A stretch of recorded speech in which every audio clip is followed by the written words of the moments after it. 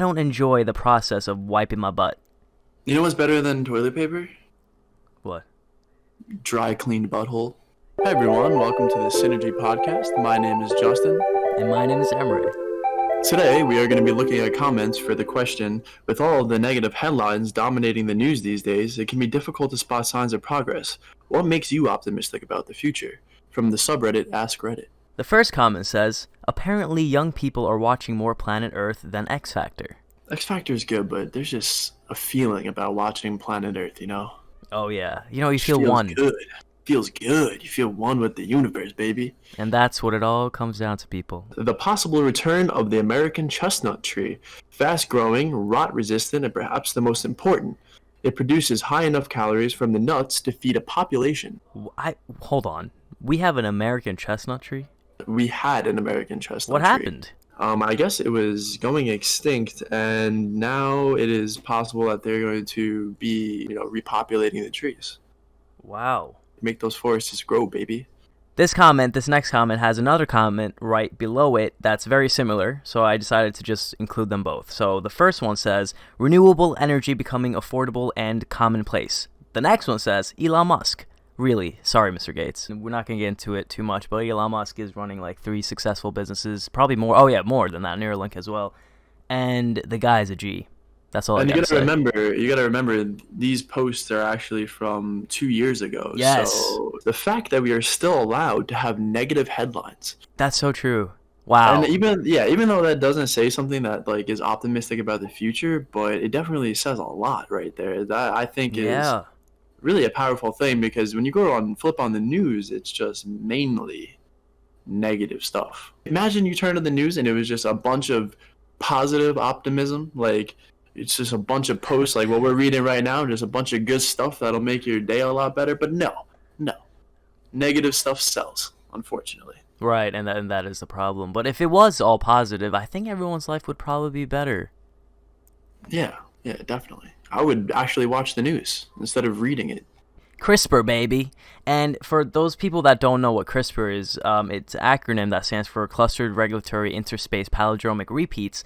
What basically just at the end of the day mean you can genetically edit your DNA and take out the diseases and the allergies and stuff and put in the good genes and then potentially cure you from any diseases like Alzheimer's, cancer, diabetes, type 1 diabetes. 2 years since this post was made, there's been even more exponential growth with CRISPR, and yes. It's really promising, and a lot of people are really hoping that this technology continues to advance even further, because it will solve a lot of medical problems, I believe. The bee population is on the rise. If we could work together to save the bees, we can deal with climate change. And an unrelated comment that someone else posted is, all 7 of my honeybee colonies are currently surviving the winter, and today they're bringing in the first pollen of the year. Wow. Well, that makes sense for the killer hornets that we had. Yes, and actually from 2018 to 2020, I looked this up, we had more than a 14% increase in the bee population. I mean, I love bees. Who doesn't love honey? Type 1 diabetes will probably be cured in my lifetime. It's a running joke in the diabetic online community that a cure is just 10 years away. But given the multiple promising avenues being explored, I'm still optimistic. This picture gets even more optimistic when you realize that less than 100 years ago, it was an automatic and mysterious death sentence. And even more optimistic when you look at treatment now versus 30 years ago. There's been a lot of progress with type 1 diabetes. The availability of insulin, we're not going to go into the cost of it because then we'll get sad. But oh, it's ridiculous. My girlfriend is type 1 diabetic, and she actually always says how she knows in her lifetime she will be cured from diabetes. And yes, I believe that. All there for her for that, for sure. Automated cars. I am really into cars and will always have a fun ride, but the thought of a long road trip being done on auto drive rather than cruise control is oh so sweet.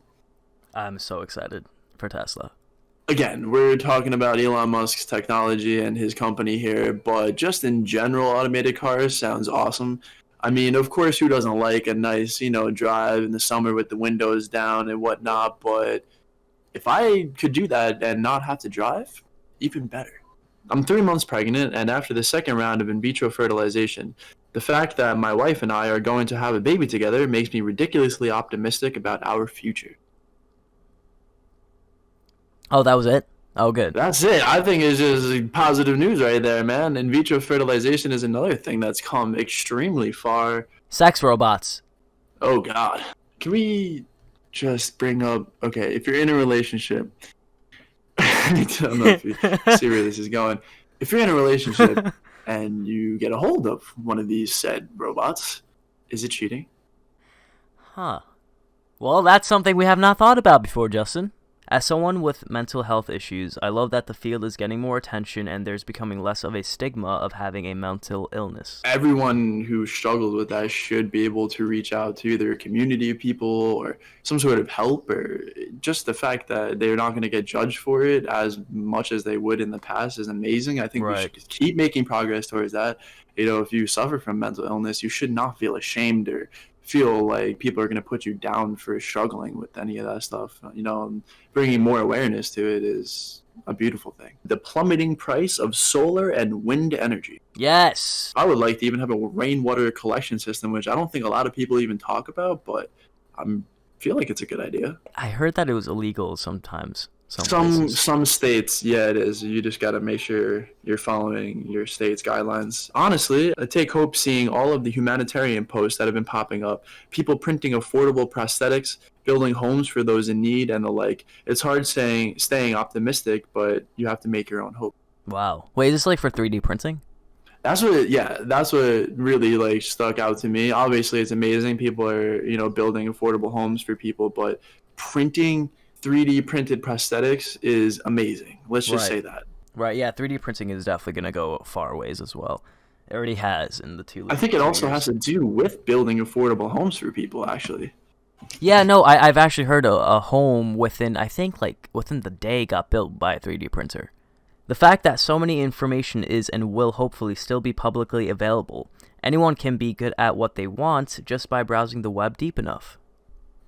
Yeah, that's true. You can go onto YouTube and learn pretty much anything.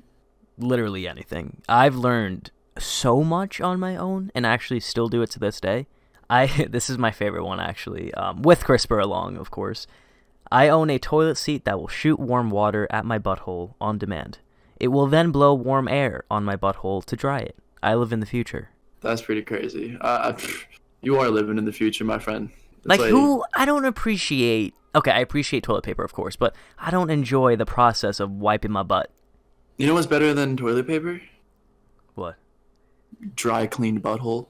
That's all we have for today. Thank you for joining us. Catch us every Tuesday and Thursday for a new conversation.